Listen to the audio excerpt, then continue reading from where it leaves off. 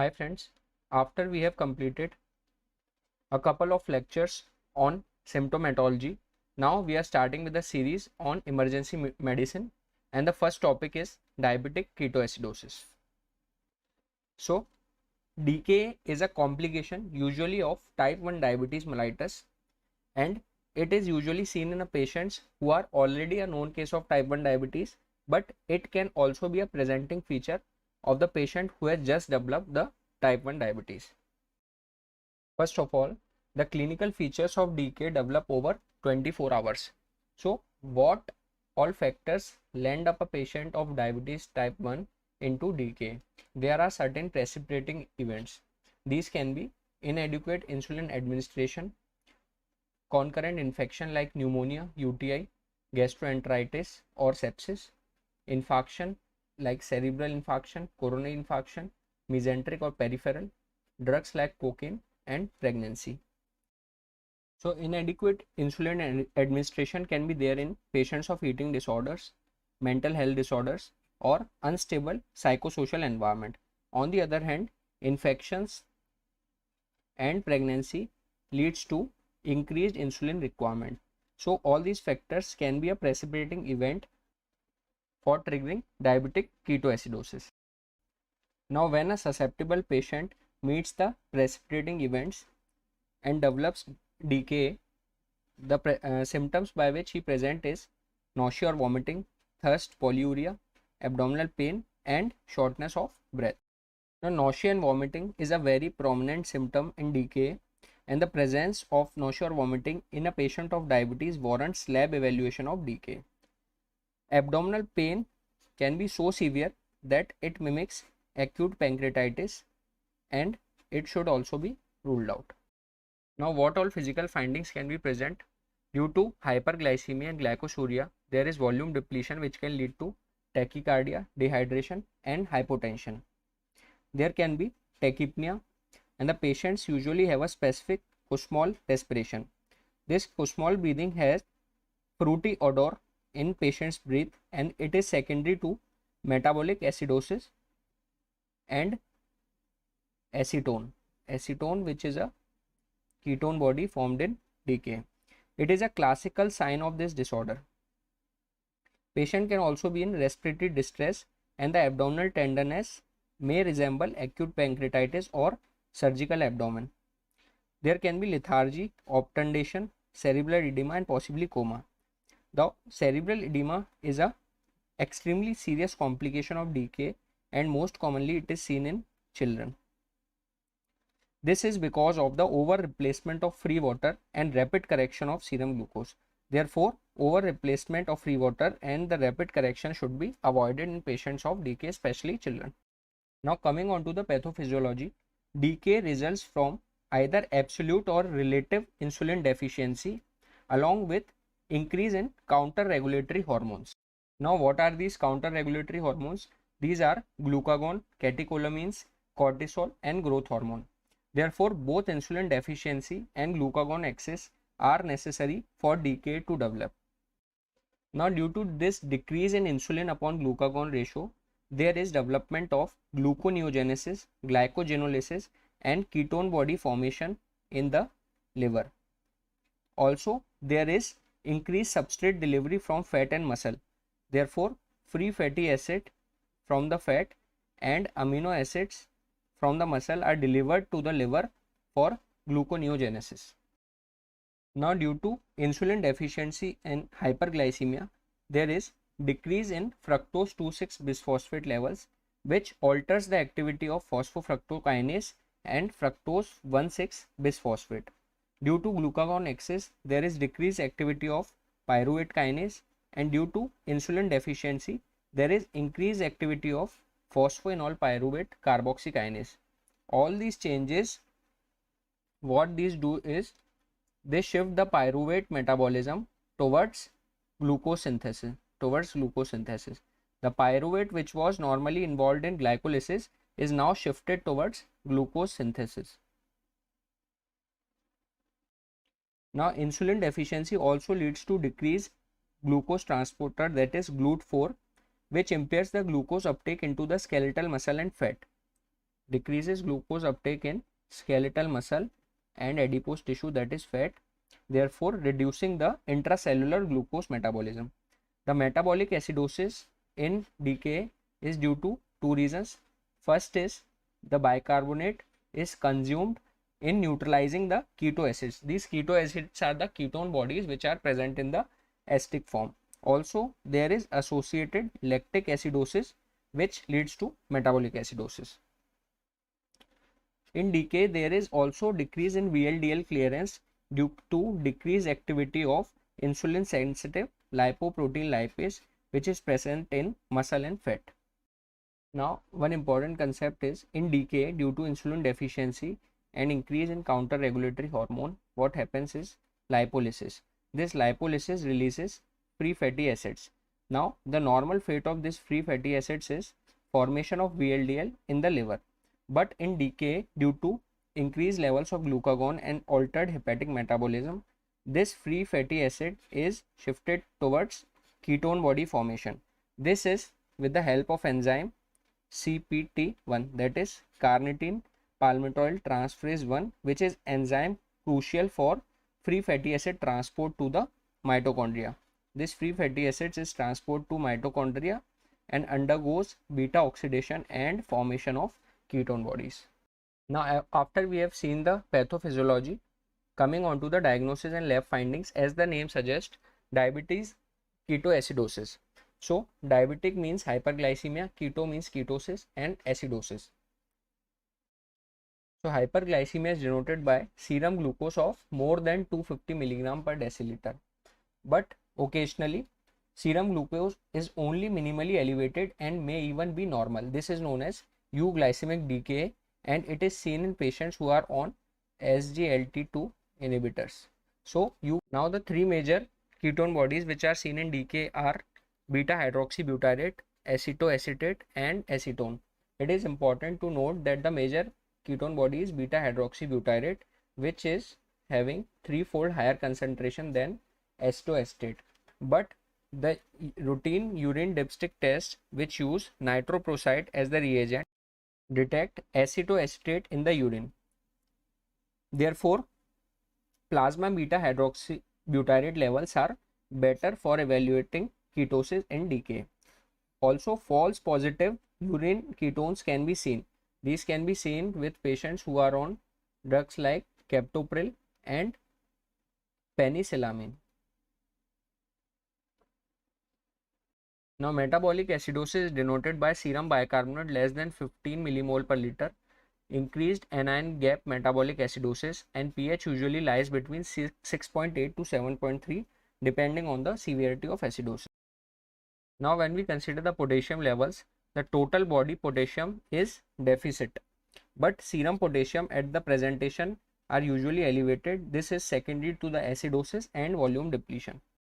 When we consider the sodium levels, the measured sodium is usually decreased in the blood. This is due to hyperglycemia.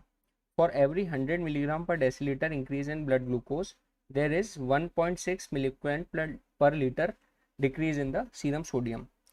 What if the serum sodium is normal in a patient of DKA? This normal serum sodium will suggest severe dehydration if it is present in the patient of DKA.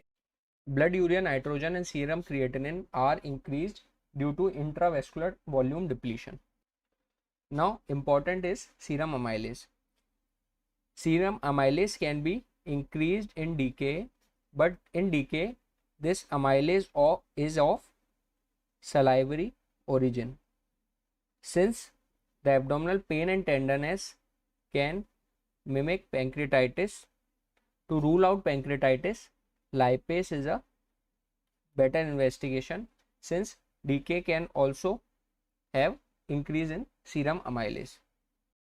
Other lab abnormalities which can be found in DKA are increase in total leukocyte count, increase in triglyceride levels, and increase in lipoprotein. On the other hand, there can be decreased chloride, decreased magnesium, and decreased phosphorus stores, which are not accurately reflected by serum levels due to hypovolemia and hyperglycemia.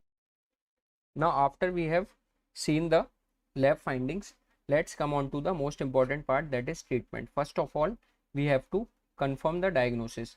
This will be confirmed by increased plasma glucose, which is more than 250, presence of serum ketones, that is ketones, or urine ketones can be alternatively done, and there should be presence of metabolic acidosis. Then we have to admit the patient. Intensive care may be necessary for frequent monitoring, or if the patient is in severe acidosis, which is pH less than 7 or unconscious. So severe acidosis and unconscious patient will require ICU admission. Then we will assess serum electrolytes, acid base status and renal function. Serum electrolytes which have to be assessed are potassium, sodium, magnesium, calcium, bicarbonate, chloride and phosphate. On the other hand, for acid base status, we can see arterial pH, bicarbonate levels, PCO2 and beta hydroxy butyrate, which is the major ketone body formed in decay. Renal function can be accurately assessed by serum creatinine levels, and an idea can be there by urine output. Then we have to start replacing the fluids. First, we will give 0.9 normal saline 2 to 3 liter over 1 to 3 hour, or we will give it according to the body weight, that is 10 to 12 ml per kg per hour. This is very important. First we will give normal saline. Subsequently we switch over to 0.45% saline, that is half normal saline, when there is hemodynamic stability and adequate urine output are achieved. This is given with a rate of 250 to 500 ml per hour. This half normal saline is given to prevent the hyperchloremia, which later occurs in the course of decay. Also, to prevent hyperchloremia, we can also give RL, but RL should be avoided in patients of hepatic failure as it can further lead to metabolic acidosis. When the plasma glucose becomes less than 250 mg per deciliter, we add D5% solution to the half normal saline which we were already giving. Now another important part is to administer short acting regular insulin. First we give a stat dose of 0.1 unit per kg insulin, then start the infusion of 0.1 unit per kg per hour by continuous infusion. If there is no response by 2 to 4 hours, what is the adequate response? It is 50 to 100 milligram per deciliter decrease in blood sugar every 1 hour. If there is inadequate response, we can increase the infusion levels by 2 to 3 times if there is no response by 2 to 4 hours. It is important to note that if the serum potassium, initial serum potassium is less than 3.3 mg per liter, we do not administer insulin until the potassium is corrected. Otherwise, there can be life-threatening hypokalemia. Now, IV insulin should be continued until the acidosis resolves, and the patient is metabolically stable. We have to give IV insulin till then. Then it can be reduced to 0.02 to 0.1 unit per kg per hour. After the acidosis resolves and metabolically patient is now stable, we can decrease the insulin dose. Also, hypoglycemia usually improves at a rate of 50 to 100 milligram per deciliter per hour. This is because we are giving insulin. Insulin will be there for glucose disposal, and there will be insulin mediated glucose disposal. Second is there is decreased hepatic glucose release, since insulin will inhibit the gluconeogenesis as well as glycogenolysis. Also, rehydration helps in diluting the glucose, therefore decreasing the serum glucose levels. Now, after the level of less than 250 is reached, we still give insulin infusion. This is to inhibit ketogenesis. This is to inhibit ketogenesis, and we start giving D5% solution. This is to provide glucose so that glucose is not synthesized by gluconeogenesis and glycogenolysis.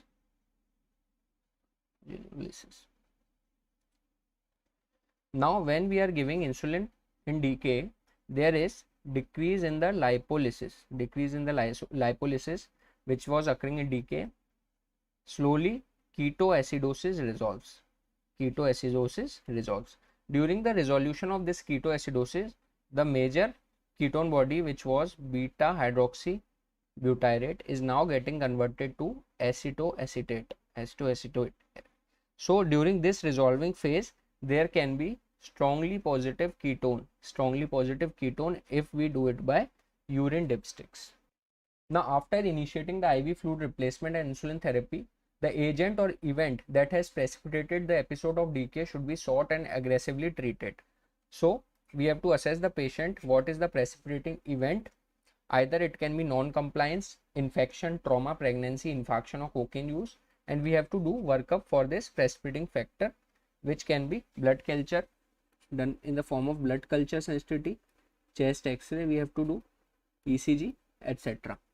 We have to measure capillary glucose every 1 to 2 hours, and electrolytes and anion gap should be done every 4 hours for the first 24 hours. We have to monitor every 1 to 4 hours. We have to monitor the patient every 1 to 4 hours. Now, what about the potassium replacement?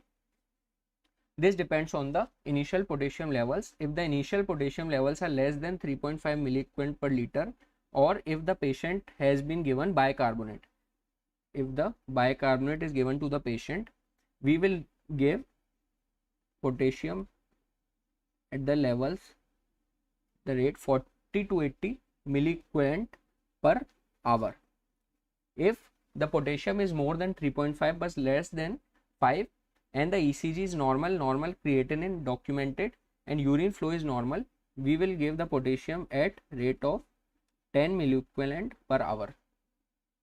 If the potassium is more than 5.2, there is no need to replace the potassium. We have to continue above treatment until the patient is stable. Goal is 150 to 200 milligram per deciliter of blood glucose and resolution of acidosis. We have to start administering the long-acting insulin as soon as the patient starts eating. And we have to give an overlap of about 2 to 4 hours. This 2 to 4 hours overlap should be given. In this 2 to 4 hours, we have to continue both IV infusion of insulin, and we have to start giving the subcutaneous long-acting insulin. This allows the dose adjustment, since relatively brief periods of inadequate insulin administration can lead to DKA relapse. So to prevent this DKA relapse, we have to overlap a 2 to 4 hour interval between IV infusion and subcutaneous long-acting insulin. Now let's discuss a few points about bicarbonate replacement. Despite a bicarbonate deficit, bicarbonate replacement is not usually necessary. In fact, theoretical arguments suggest that bicarbonate administration and rapid reversal of acidosis can lead to impaired cardiac function, reduced tissue oxygenation, reduced oxygenation of tissues, as well as it promotes hypokalemia. But according to American Diabetes Association, severe acidosis, that is pH less than 7, we can give bicarbonate 50 millimole per liter in 200 ml of sterile water. 50 millimole per liter or 50 milliequivalent per liter in 200 ml of sterile water until the pH becomes more than 7. Now coming on to the last but very important part, prevention. First of all, with appropriate therapy, the mortality of DKA is very low, less than 1%, but the prevention is very important. We have to give patient education. Patient should know About the symptoms of DKA, what are its precipitating factors, and management of diabetes during the concurrent illness. During illness or when the oral intake is compromised, patients should frequently measure the capillary blood glucose, measure urinary ketones when the serum glucose becomes 250 or more, drink fluids to maintain the hydration, continue or increase the insulin, and seek medical attention if dehydration, persistent vomiting, or uncontrolled hyperglycemia develop.